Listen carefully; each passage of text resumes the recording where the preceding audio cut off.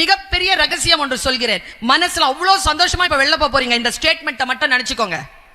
எத்தனை பேருக்கு இங்க இருக்கிற பெற்றோருக்கு இப்ப சொல்லி கொடுத்துருவேனா, எத்தனை பேருக்கு நம்ம குழந்தை ரொம்ப நல்லா வரணும், ரொம்ப நல்லா ஜெயிக்கணும்னு ஆசை? சும்மா கை தூக்குங்க. அத்தனை பேருக்கு ஆசை தானே? உங்க எல்லா கை கீழே போடுங்க. உங்க எல்லாருக்கும் ஒரு விஷயம் சொல்றேன், இதை மட்டும் மனசுல நினைச்சிட்டு போங்க.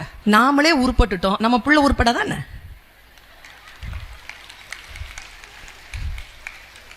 சத்தியமா சொல்றீங்க, இது உண்மையா இல்லையா? நம்ம அம்மா அப்பாவை விட நம்ம நல்லா இருக்கிறோமா? நம்மளை விட நம்ம புள்ள நல்லா இருக்கும், அவ்வளவுதான். நாம அதுக்கு தடையா வந்துடப்படாது. நாம தடையா வராம இருக்கணும்னா என்ன செய்யறது? நான் ஒரு 2 விஷயத்தை சீக்கிரமா சொல்லிட்டு போறேன்.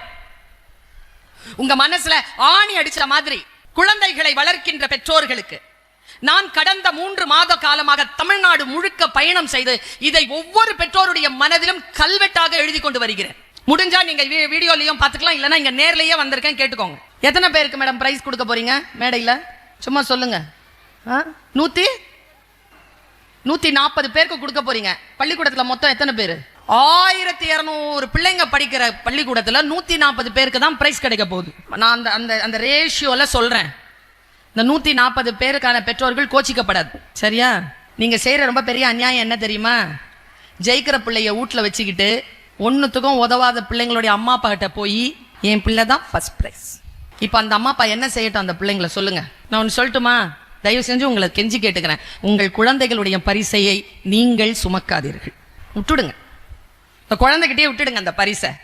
அவர்களுடைய ரிப்போர்ட் கார்டையோ அவர்களுடைய வெற்றிகளையோ நீங்கள் உங்களுடைய விசிட்டிங் கார்டாக மாற்றுவதை நிறுத்துங்கள். குழந்தைகளுக்கு அது மிகப்பெரிய பாரமான விஷயம் என்பதனை புரிந்து கொள்ளுங்கள்.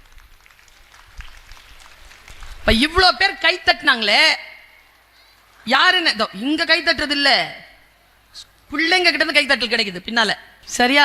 இன்னொரு விஷயமும் சொல்லி தரேன். நான் தெருவா போய் சொல்றேன் இந்த விஷயத்தை, இதை கொஞ்சம் ஆஃப் பண்ணுங்கயா. இந்த ஃபர்ஸ்ட் மார்க் வாங்கணும்னு நினைக்காதீங்க. ஃபர்ஸ்ட் மார்க் வாங்குறவங்களை எப்படி ஜெயிக்கிறதுன்னு சொல்லி கொடுங்க பிள்ளைங்களுக்கு. புரியலையா?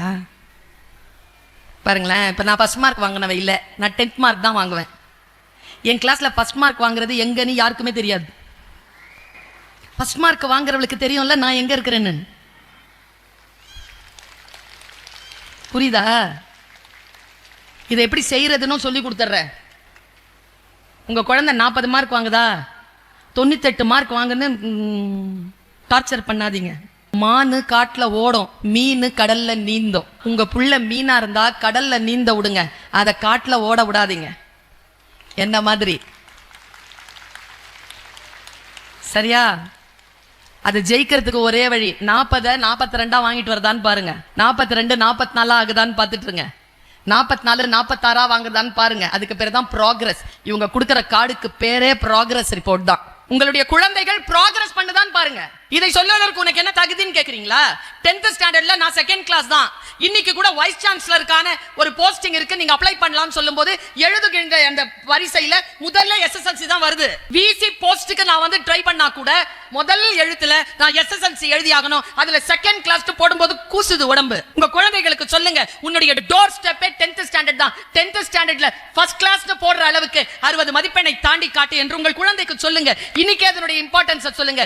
நீட்டை சொல்லிக் கொடுப்பதை விட முக்கியமானது உங்கள் குழந்தையினுடைய தகுதிப்பாட்டை, இந்த எல்லையை முடிவு செய்ய சொல்லுங்க. இன்னொரு விஷயம் சொல்லட்டுமா?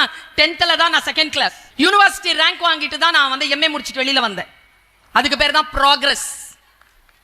என்னுடைய பயோடேட்டா வாசிச்சாங்கல்ல, அது 6 மாசத்துக்கு முன்னார அந்த பயோடேட்டா. இன்றைக்கு தமிழ்நாட்டின் தமிழ் வளர்ச்சி துறைக்கு கீழே இயங்குகின்ற உலக தமிழ் சங்கம் என்கின்ற தமிழ்நாடு அரசு நிறுவனத்தின் துணை தலைவராகவும் இயக்குநராகவும் பொறுப்பெடுத்து உங்கள் முன்னால் நிற்கிறேன். Progress, show progress. பணம் சம்பாதிக்கிறது இல்ல ப்ராக்ரஸ்.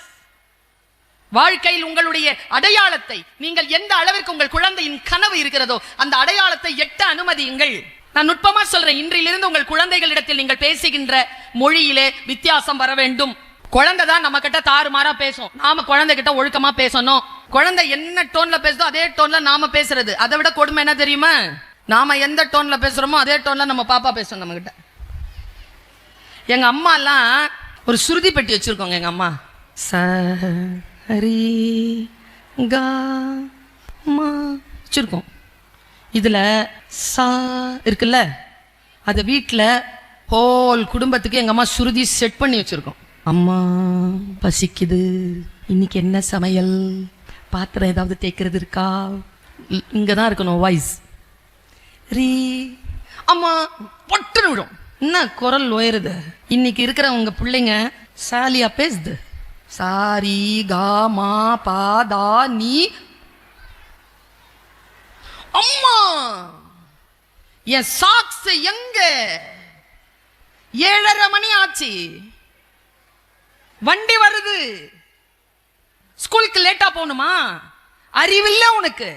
நான் யோசிச்சு பார்க்கறேன், நான் மட்டும் என் வாய்ஸை அந்த காலகட்டத்தில் உயர்த்தி இருந்தேன்னா ஒரு மிகப்பெரிய பேச்சாளரை இந்த உலகம் இழந்திருக்கும்.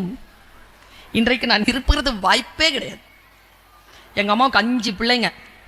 உன்னை போனா போட்டோன்னு வாயிலேயே குத்தி இருக்கோம். பேச்ச வராதபடிக்கு போயிருப்பேன் நான்.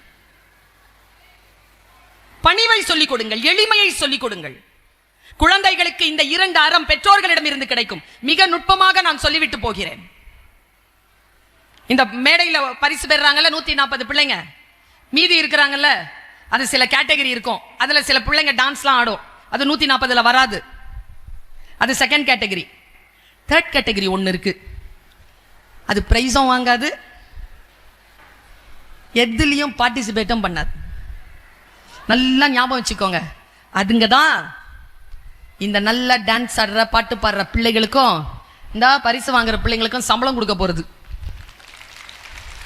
ஆமாங்க, நம்ம புரிஞ்சுக்கணுமா இல்லையா? அந்த குழந்தைகளை, அந்த குழந்தைகளின் மீது கவனம் செலுத்துங்கள். அவர்கள் நிர்வாகிகளாக இருப்பார்கள். அவர்களிடத்தில் தன்னம்பிக்கை வளர்த்துக் கொடுங்கள். வன்முறை இல்லாமல் தன்னம்பிக்கை. ஓவர் கான்பிடன்ஸ் இல்ல, கான்பிடன்ஸ். இதுக்கு ரொம்ப நுட்பமான ஒரு விஷயத்தை சொல்லிட்டு போறேன். இங்கே வாங்கக்கூடிய பரிசுகள் அல்ல உங்கள் குழந்தைக்கு நீங்கள் கொடுக்க போகும் பரிசு. தாயும் தந்தையுமாக வந்திருக்கக்கூடிய உங்கள் அத்துணை பேருக்கும் சொல்லுகிறேன், இதை கடந்த 3 மாதமாக சொல்லிக் கொண்டே இருக்கிறேன், இன்றைக்கும் சொல்லுகிறேன். நீங்கள் உங்கள் குழந்தைக்கு பரிசு தர வேண்டும் என்று நினைத்துக் கொண்டால் நீங்கள் தரக்கூடிய முதல் பரிசு சொல்லுகிறேன், வாழ்வரசி, நான் உணர்ந்து சொல்லுகிறேன், நீங்கள் உங்கள் குழந்தைக்கு தருகின்ற முதல் பரிசு, கணவனும் மனைவியுமாக இருக்கக்கூடிய நீங்கள் உங்கள் குழந்தைகளுக்கு முன்னால் அம்மாவும் அப்பாவுமாக சேர்ந்து இருங்கள், சண்டை போட்டுக் கொள்ளாமல் இருங்கள். அதுதான் உங்கள் குழந்தைக்கு நீங்கள் தருகின்ற முதல் பரிசு. அதுல கோட்டை விட்டுட்டு உங்க குழந்தை எந்த பட்டொலி வீசி பறக்காது, பயம் வந்துடும். குழந்தைகளுக்கு முன்னால் சண்டை போடாத பெற்றோர்கள் ஆளுமையான குழந்தைகளை வளர்த்தெடுக்கிறார்கள். 2வது, உடல் நலத்தை பார்த்துக் கொள்ளுங்கள். கெஞ்சி கேட்டுக்கொள்கிறேன், நீங்கள் உங்கள் குழந்தைக்கு தருகின்ற மற்றொரு பரிசு அம்மாவும் அப்பாவுமாக இருக்கக்கூடிய நீங்கள் உயிரோடு இருப்பதுதான், உடல் நலத்தோடு இருப்பதுதான். அதை விட மிக பெரிய பரிசை நீங்கள் உங்கள் குழந்தைக்கு தந்துவிட முடியாது.